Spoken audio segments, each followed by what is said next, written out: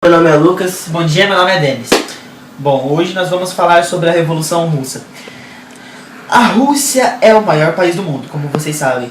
No início do século XX, a Rússia era uma das potências mais importantes do cenário internacional.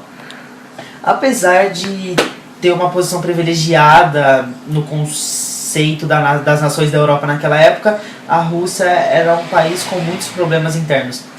Para começar pelo regime político, o cesarismo.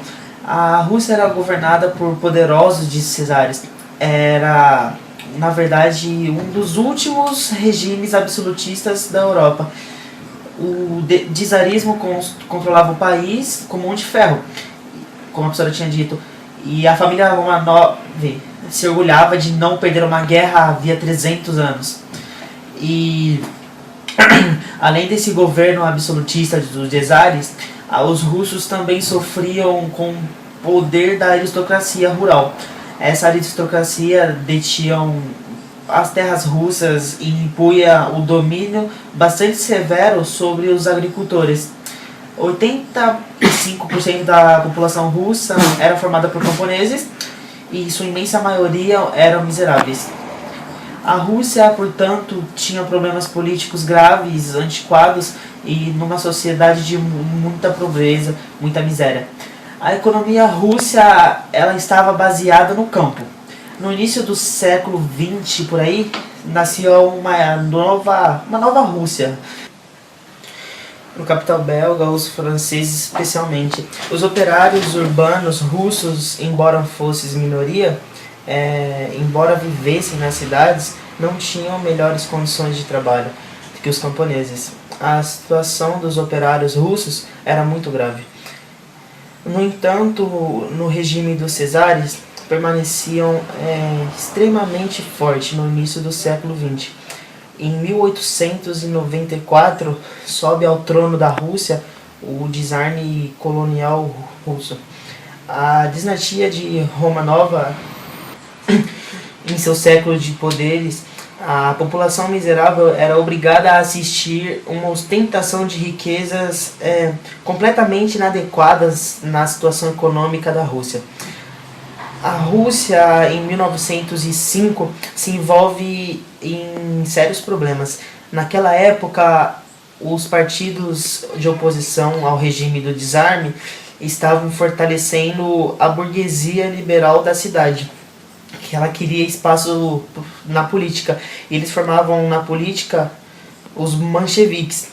E do outro lado, haviam os operários urbanos mais conscientes da sua falta de direitos e sua necessidade de reforma na relação entre patrões e empregados da Rússia, muitos influenciados pelas ideias de Karl Marx. Esses operários urbanos logo se juntaram e formaram um grande partido na Rússia, o Partido Bolchevique. Então o sistema dos czares sofre a oposição tanto dos mancheviques, que eram liberais, burgueses, quanto dos bolcheviques, que eram trabalhadores urbanos das fábricas. Essa oposição se torna mais forte conforme a Rússia se torna miserável. Quanto mais os problemas sociais da Rússia se tornam graves, mais os bolcheviques e mancheviques faziam barulho e destabilizavam o regime dos czares. A resposta do Nicolau II era sempre agressiva, era sempre violenta. Muitos líderes bolcheviques foram mortos, outros tantos foram enviados ao presídio, inclusive o Vladimir pelo Lenin, isolado na Suíça. Como a gente pode dizer, em 1905, como dizia, todos esses problemas pareciam mais graves. Naquele ano, o desarme do Nicolau II decidiu entrar numa guerra contra o Japão, na disputa de terra na Manchúria e na Coreia. A disputa imperialista russa contra o imperialismo japonês será um desastre. A guerra começa em 1904 e em 1905 a Rússia será a primeira potência europeia derrotada por um povo não branco. Isso foi uma vergonha para o czar da Rússia. Nicolau II nunca engoliu essa história, né? ele passa a se considerar o elo fraco da dinastia da Romanov, e que em 300 anos não perdeu uma batalha, e agora perde para um povo não cristão e não branco. Isso surtiu efeitos devastadores na moral da sociedade russa. E em 1905, ainda em 1905, a pobreza da Rússia era profunda. A miséria no campo era muito grave. Naquele ano, 200 mil trabalhadores rurais, liderado por padres da Igreja Ortodoxa, em pleno inverno, decidem se manifestar contra o imperador. Eles marcham em direção ao Palácio de Inverno. Era uma manifestação pacífica. Os padres pretendiam entregar a Nicolau II um manifesto em que pediam a misericórdia do imperador e pediam que ele melhorasse as condições de trabalho na Rússia, pediam a redução da carga horária de trabalho, das horas diárias.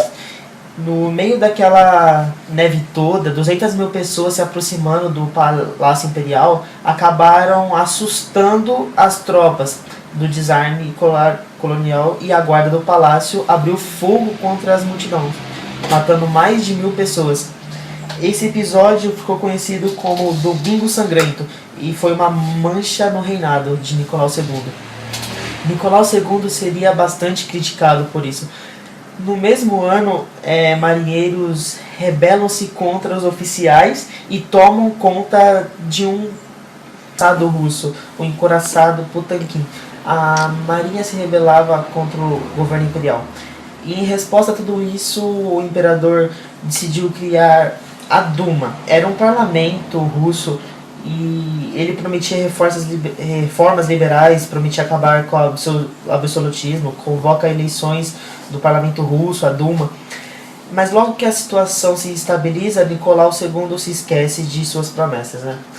Em 1905 é considerado o ensaio da Revolução Francesa. O regime do desarme quase desabou nesse ano, mas a história ainda prosseguiria. Com o passar do tempo, a Rússia continuava miserável. O governo do desarme continuava extremamente autoritário. Em 1914, o czar teve a oportunidade de acabar com a péssima imagem que ele tinha adquirido ao ser derrotado pelos japoneses em 1905, com a inclusão da Primeira Guerra Mundial.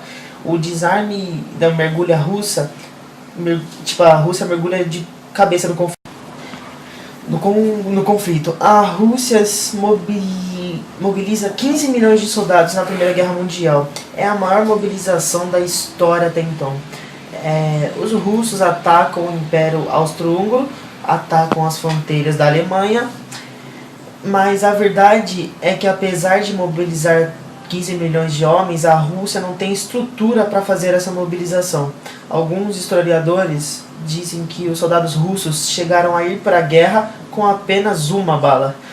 Os alemães faziam piadas do russo, diziam há mais russos na guerra do que balas.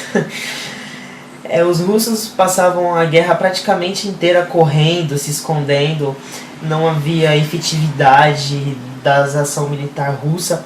Embora houvessem muitos soldados, eles estavam mal preparados para a guerra. Enquanto isso, os gastos com a Primeira Guerra Mundial levavam a Rússia a um colapso econômico. Em 1916, a crise na Rússia atinge o seu ápice. No inverno daquele ano, o imperador toma uma decisão difícil.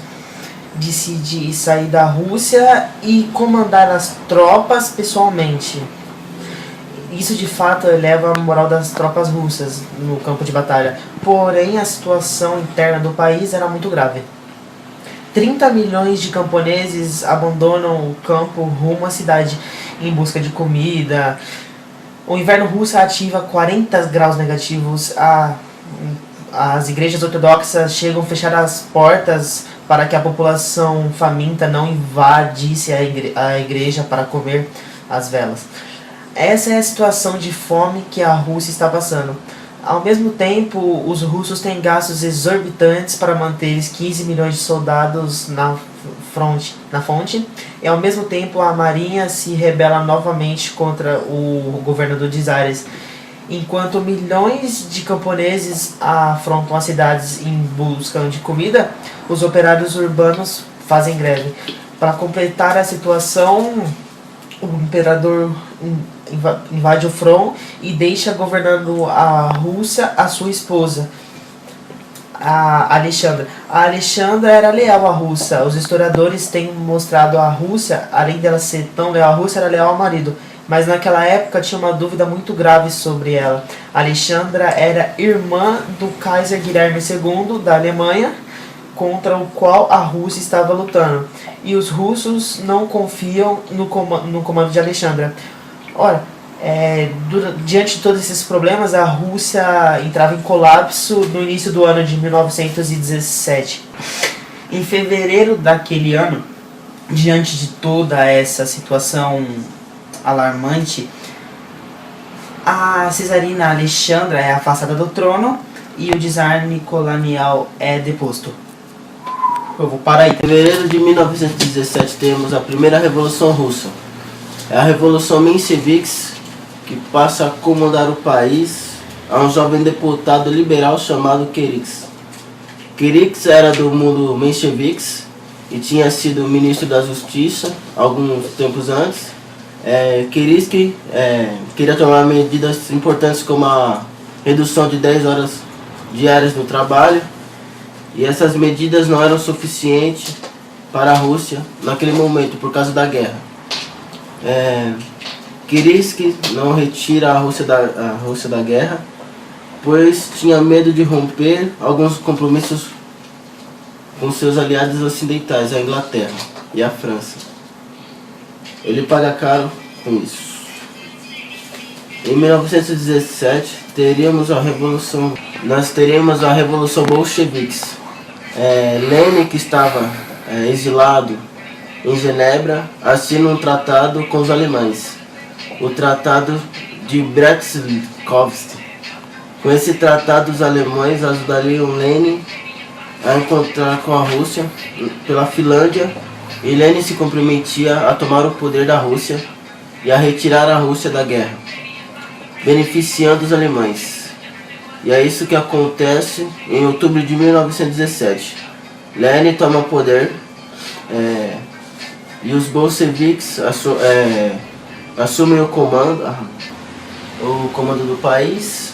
Lenin declara que todo o poder estaria na mão dos líderes do sindicato, aqueles que ele chamava de sovietes, e assim Lenin ordena o fuzilamento da família imperial russa, e com isso temos o início da Revolução Comunista.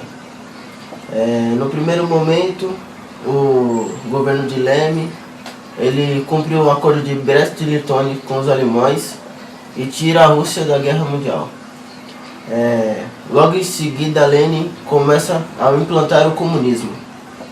E a primeira forma de comunismo implantada pelo Lenin era o comunismo de guerra. E quando Lenin toma o poder, a aristocracia russa se revolta e ataca o governo de Lenin. Nós teremos dois poderosos exércitos se batendo, o exército branco se batendo, formado pelo exército russo, e o exército vermelho de Lenin. Esse comunismo de guerra é um comunismo de emergência, que toma medidas drásticas. A primeira medida é o confisco de toda a produção agrícola. A segunda medida é a equalização dos salários. A terceira medida é a mais importante, o confisco das indústrias estrangeiras e a estatização de todas as indústrias da Rússia. Além disso, Lenin estabelece os sábados comunistas. Era o sábado que todos os trabalhadores trabalhavam gratuitamente para Lenin. Depois da Guerra Civil em 1921, com a vitória da Guerra do Exército Vermelho, Lenin estabelece uma nova política econômica, nascida do inglês, conhecida como NEP. Essa nova política econômica é implantada entre 1921 e 1918, que Lenin dizia que a Revolução daria um passo para trás do que dois passos para frente.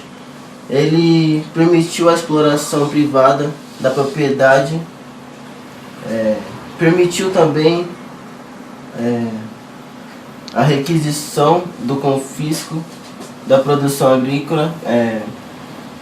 Lenin também estabeleceu a liberdade de comércio interno e de produção industrial, e Lenin também estabeleceu os planos quinquenários de desenvolvimento que iniciou a